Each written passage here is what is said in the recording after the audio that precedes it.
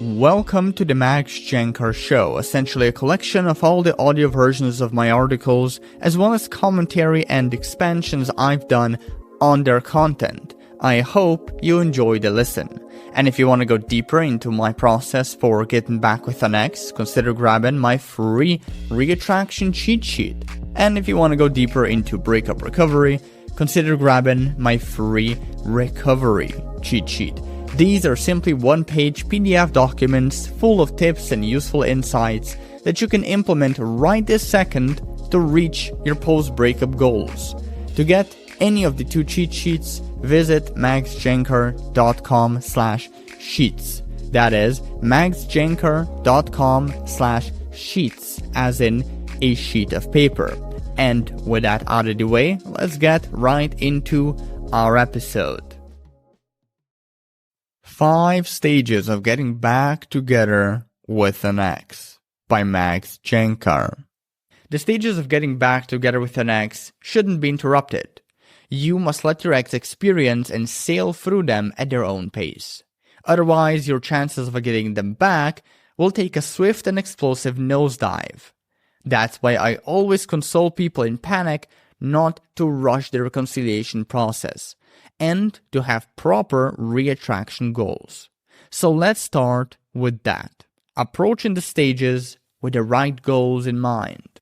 Your goal shouldn't be to get your ex back as soon as possible, or you'll just break up again. Your goal should be to let them sort out their emotional shit, reach out when they feel ready, and only then attempt to rekindle things. Your ex should decide by their own free will, without you trying to force, cajole, or manipulate them, that they want you back and initiate contact. And while they are considering their options and going through these stages of getting an ex back, you should be working on yourself.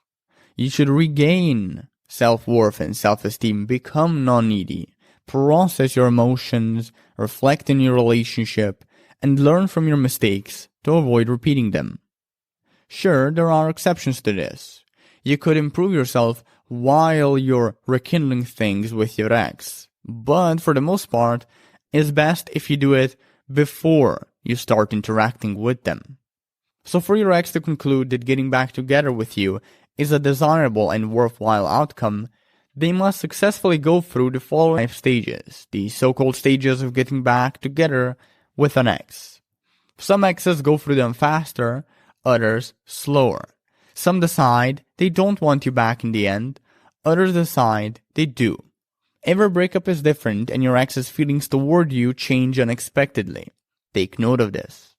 Below is simply the pattern I keep seeing over and over again. Stage number 0. No contact. No contact is the prerequisite for initiating your ex's stage hopping process. This is essentially when you, after your breakup, take a period during which you do not interact with your ex whatsoever. No calls, no texts, no touching, nada.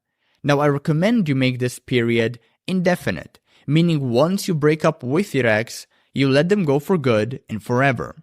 The only time you'd give them another shot, as you'll later find out by inviting them on a date, is when they reach out first. Generally, the more physical and emotional distance you put between your ex and you via no contact, the higher the likelihood they'll go through the other stages of getting back together faster.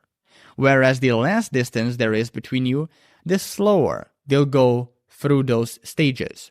I already yammered about no contact enough on this blog, so instead of regurgitating all the information, here are some popular articles that'll help you understand the concepts.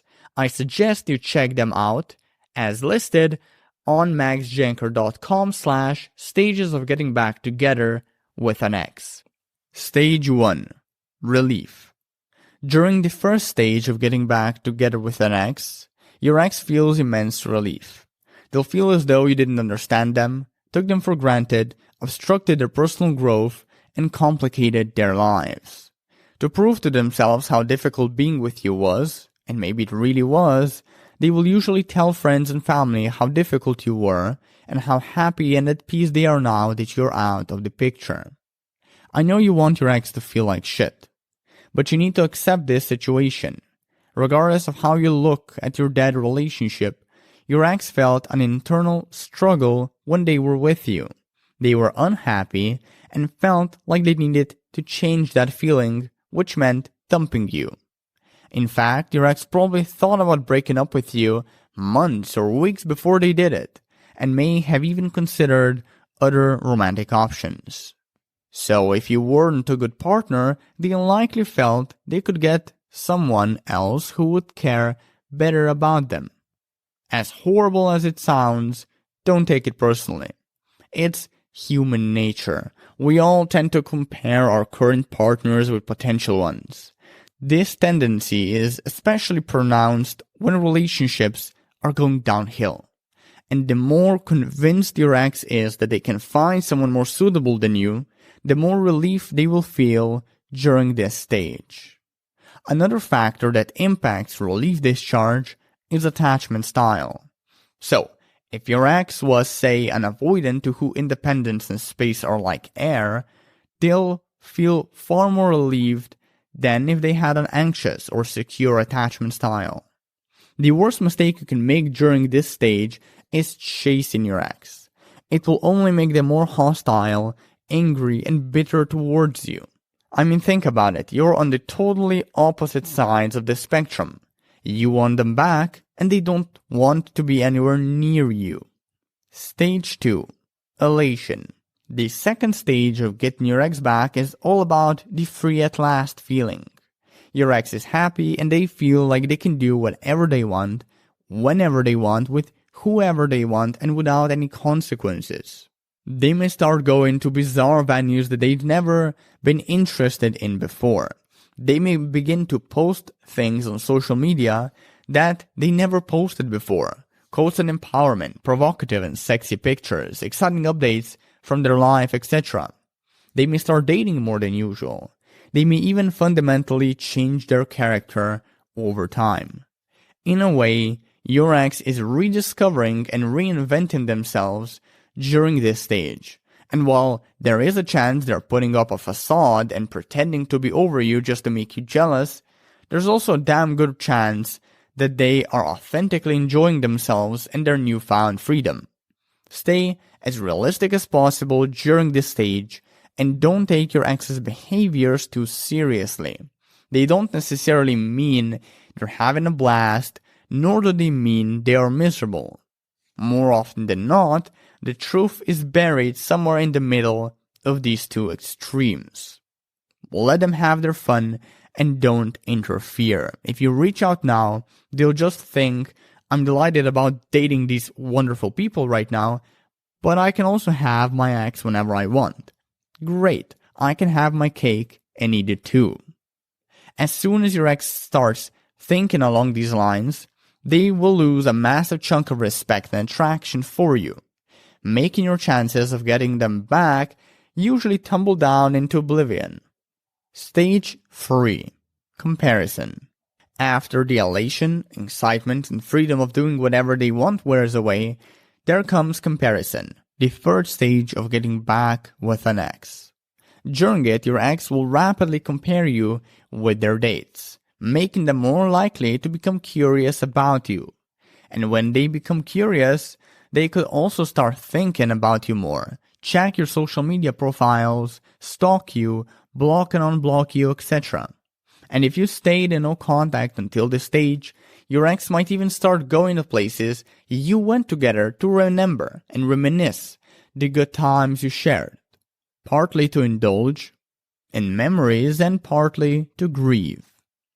And if you give them enough space, they'll also begin to think about your relationship with more clarity, nostalgia, and fondness, and less anger, blame, and resentment. They may even realize that it's not all your fault, and that they were also to blame for the breakup. These things all lead to higher attraction on their part, and a leap into the fourth stage of getting an ex back. That is one of the most critical stages. Stage 4. Grieving/regret. During this stage, sadness and a sense of loss will start to take over your ex's mind. This is a fact because loss is never a neutral feeling. We, as humans, are wired to think of it as bad and dangerous, and we always tend to avoid it. So eventually, your ex will become sad and start to grieve exhaustively. And it is during these crucial moments that they may build up enough emotion to react to one of your social media posts or watch one of your stories and finally reach out. But if they do, they won't just say, let's get back together, or I miss you, or can I see you? That's terrifying. Your ex doesn't know if you're angry with them and probably doesn't want to risk rejection and embarrassment. More often than not, they will be subtle when they reach out and say something like, this movie reminded me of you. How's it going? I found XYZ at my place. Do you want it? Or, do you remember the name of that restaurant that we ate together for our first date? These are all excuses if it isn't obvious already. Your ex is simply looking for a reason to contact you without saying anything that's too emotionally difficult. While it's not the most mature thing to hear or witness, it's at least something. A rule of thumb: when you hear your ex, invite them out on a date as soon as reasonable. Then have fun, hook up, and ease into a more intimate and connected relationship. Stage 5. Getting to know each other again. This is the most exciting stage of getting back together with your ex. It starts as soon as you and your ex have the first handful of successful interactions and start dating. At this point, all you need to do is reconnect. They've probably had their fair share of experience since the breakup, and you hopefully had some as well. So, talk about these experiences, connect over them, bring your shared values and beliefs to the forefront, and connect even over those. In general, just have fun. Don't get pissed off, sulky, or offended. Keep things lighthearted. Sure, the breakup-related topics are okay to discuss, but keep things hopeful. Maintain an attitude of, we'll make it work, don't worry, we're a team. And don't forget to get sexual. You're not rekindling anything until you're both fucking each other like beasts. And after a few weeks or months of casual dating, you should ideally transition to a committed relationship and take it from there. Final thoughts on the stages of getting back together with an ex. In a perfect world, your ex would go through the above stages by the book, and you'd work on yourself, become a better person, and then you'd ultimately wind up together and stay together. But who are we kidding? We both know that's not reality. Odds are, your ex will, at some stage, decide to move on. Maybe they meet someone else, be it a rebound or not. Maybe they rekindle things with another ex. Or maybe they simply decide that getting back together with you isn't worth it because you either turned them off or they realize you're not compatible. This is the bleak reality of getting an ex back. And while it is possible to get them back after they move on, it's not something that happens often. That said, staying in no contact and letting them move through the stages of getting back with an ex does give you the best shot. Don't cave and waste it. Hello there, this is Max again. Just one more thing before you take off. If you want to go deeper with my process for getting an ex back, consider grabbing my free reattraction cheat sheet. And if you want to go deeper into breakup recovery, consider grabbing my free recovery cheat sheet. These are simply one-page PDF documents full of tips and useful insights that you can implement right this second to reach your post-breakup goals. So to get any of the two cheat sheets, just visit maxjancar.com/sheets. That is maxjancar.com/sheets, as in a sheet of paper. With that out of the way though, thank you for tuning in and take care.